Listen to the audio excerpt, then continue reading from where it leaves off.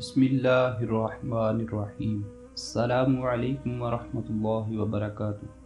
سرکار مدینہ، سرور قلب و سینہ، راحت معطر پسینہ، حضرت محمد مصطفیٰ صلی اللہ تعالی علیہ وآلہ وسلم کی پاک اور عظیم الشان بلند و بالا بارگاہ میں ایک بار ہدیہ درود پاک کا نذرانہ پیش فرما لیجیے۔ ماں بیٹا دونوں گھر سے نکل پڑے اور قافلے میں شامل ہو گئے۔ جیسے جیسے اجمیر قریب آتا جا رہا تھا، امیدوں کی لگن اور شوق کی تپش بڑھتی جا رہی تھی، اور اب اجمیر تھوڑی ہی دور رہ گیا تھا۔ قافلے والے اپنا اپنا سامان درست کرنے لگے۔ امین اور اس کی بوڑھی ماں کے پاس سامان ہی کیا تھا جسے وہ درست کرتے، البتہ آنکھوں میں آنسوؤں کا طوفان امڈ رہا تھا۔ دارجلنگ کے 2 اشفتہ حال مسافروں کا یہی سب سے قیمتی سامان تھا جسے وہ خواجہ کے حضور پیش کرنے کے لیے اپنے جگر کی جلتی ہوئی رگوں سے جمع کر رہے تھے۔ جلوہ جانا کی طرح پلک جھپکتے اجمیر سامنے آ گیا۔ خدام آستانہ زائرین کا خیر مقدم کرنے کے لیے ہر طرف کھڑے تھے۔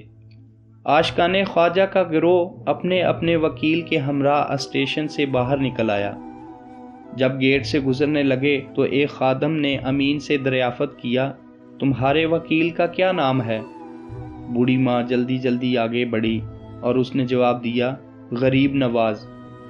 خواجہ کا دیوانہ سمجھ کر خادم نے دوسری طرف کا رخ کیا۔ یہاں سے ماں بیٹا دونوں درگاہ مقدس کی طرف پیدل چلنے والے قافلوں کے پیچھے پیچھے ہو لیے۔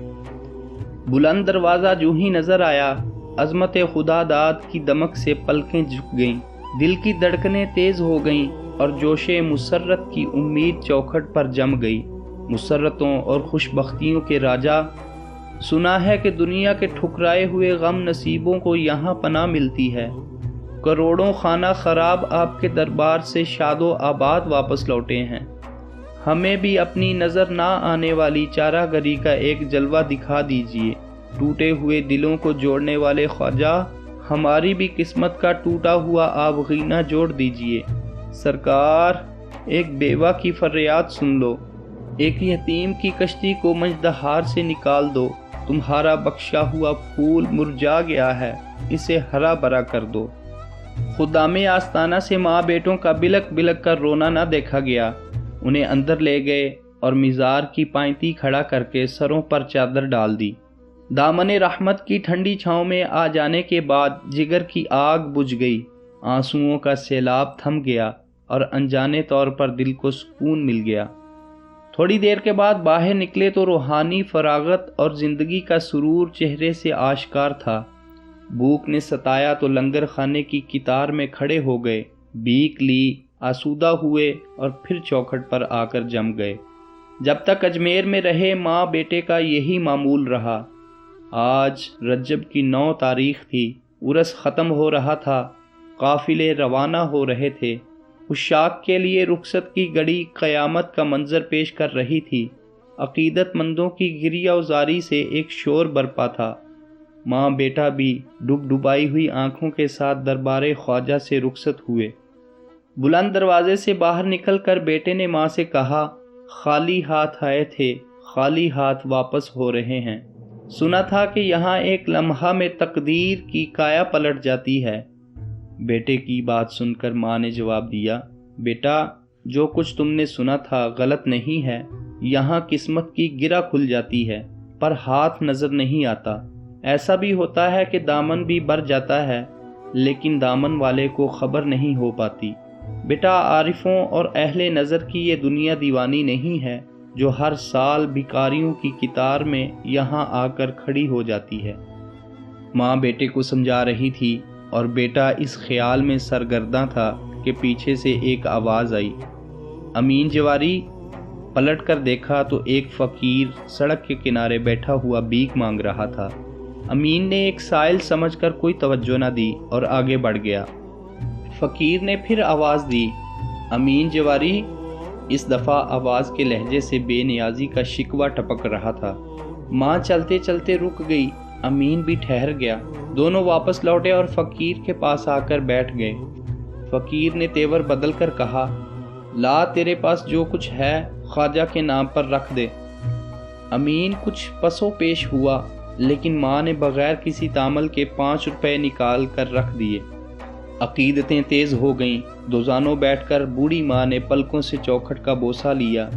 ایک رکت انگیز بے خودی کے عالم میں امین کو آواز دی، بیٹا یہی وہ چوکھٹ ہے جہاں کھڑے ہو کر تیرے مرحوم باپ نے بھیک کے طور پر تجھے حاصل کیا تھا۔ خواجہ صاحب کی چوکھٹ کے ساتھ تیری ہستی کا رشتہ اٹوٹ ہے۔ ماں کی بات ابھی ختم بھی نہ ہونے پائی تھی کہ امین نے گھٹنا ٹیک دیا اور نہایت ادب کے ساتھ چوکھٹ کا بوسہ لیا۔ اس کے بعد مختلف دروازوں سے گزرتے ہوئے ماں بیٹا احاطہ نور میں داخل ہوئے۔ اب خواجہ کونین کا وہ حسین روزہ نظر کے سامنے تھا جس کی زیبائی پر سارا ہندوستان شیفتہ ہے۔ ہر طرف چھما چھم نور کی بارش ہو رہی تھی، ہر آنکھ پرنم تھی، ہر دل پیکرے فریاد تھا، ہر شخص شراب عرفاں کے کیف میں سرشار نظر آ رہا تھا۔ شاہانہ کروفر اور شوکت جمال دیکھ کر دونوں حیرانی کے عالم میں گم تھے۔ سمجھ میں نہیں آ رہا تھا کہ وہ کس عالم میں پہنچ گئے ہیں۔ چوکھٹ کے سامنے کھڑے ہوئے ماں کی حالت غیر ہو گئی۔ آنکھوں کا چشمہ سیال پھوٹ پڑا، آلام کی دبی ہوئی چنگاڑی بڑک اٹھی۔ اس طرح ٹوٹ کے اس نے فریاد کی کہ اس کی آہو زاری سے لوگوں کے دل دہل گئے۔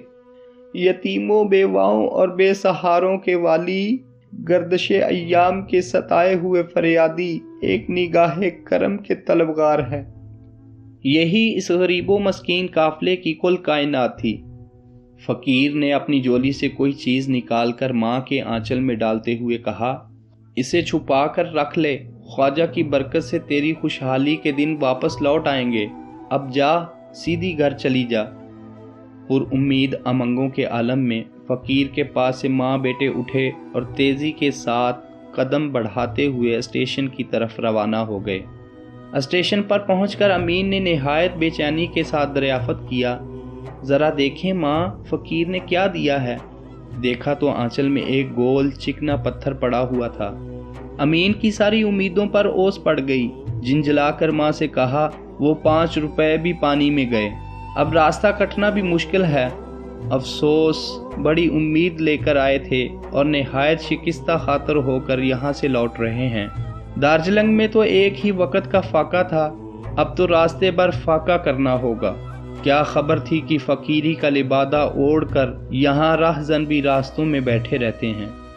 جنجلاہٹ میں ماں کے ہاتھ سے یہ پتھر لے کر پھینکنا ہی چاہتا تھا کہ ماں نے اس کے ہاتھ سے چھین لیا اور بیٹے سے کہا، اسے ساتھ رکھنے سے تیرا کیا بگڑتا ہے؟ سونے کی ڈلی نہ سہی، خواجہ کے شہر کی یادگار تو ہے، گھر پڑی رہے گی۔ خدا خدا کر کے کسی طرح یہ قافلہ دارجلنگ پہنچ گیا۔ اس بار بھی راستے میں کہیں روک ٹوک نہیں ہوئی۔ کئی دن کے فاقے سے ماں بیٹے نڈال تھے۔ گھر پہنچتے ہی محلے پڑوس کے لوگوں نے کھانے کا انتظام کیا۔ دوسرے دن اپنی پرانی عادت کے مطابق صبح و سویرے ہی اپنے ساتھیوں کی طرف امین نکل پڑا۔ ساری محفلیں ویران ہو گئی تھیں، جوئے کے تمام مرکزوں پر خاک اڑ رہی تھی۔ امین کو اس نئی صورتحال سے بہت حیرت ہوئی۔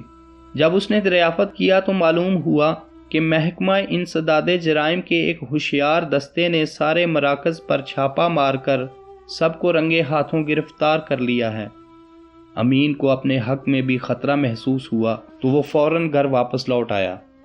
آج خلاف معمول دن کے وقت بیٹے کو دیکھ کر ماں کو بے حد خوشی ہوئی۔ اس کے دل نے اعتراف کر لیا کہ یہ خواجہ غریب نواز کی پہلی برکت ہے۔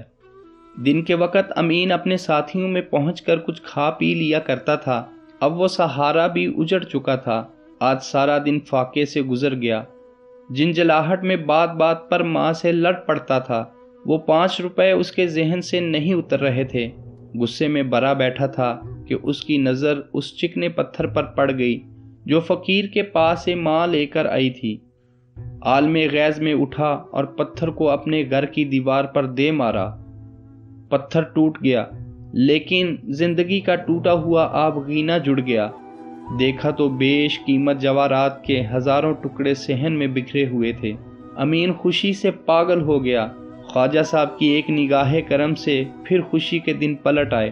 امین جواری پھر امین جوہری بن گیا اب امین جوہری کسی مقامی فرم کا نہیں بلکہ جواہرات کی بین الاقوامی ایجنسیوں کا مالک تھا۔ واہ خواجہ تیرے ڈنگ نرالے، واہ خواجہ تیرے ڈنگ نرالے۔ سامعین محترم، امید کرتا ہوں اللہ تبارک و تعالیٰ کے پاک گھر سے کہ آپ کو آج کی یہ داستان امین جواری پسند آئی ہوگی۔ اگر پسند آئی ہے ہمارے چینل داستان محبت کو سبسکرائب کر کے اپنی محبت کا اظہار لازمی فرمائیے۔ کہانی پسند آنے کی صورت میں اس ویڈیو کو لائک اور اپنے دوست احباب کے ساتھ لازمی شیئر کیجیے گا۔ اللہ تبارک و تعالی آپ کو اس کا اجر عظیم عطا فرمائے۔ آمین ثم آمین۔ السلام علیکم ورحمۃ اللہ۔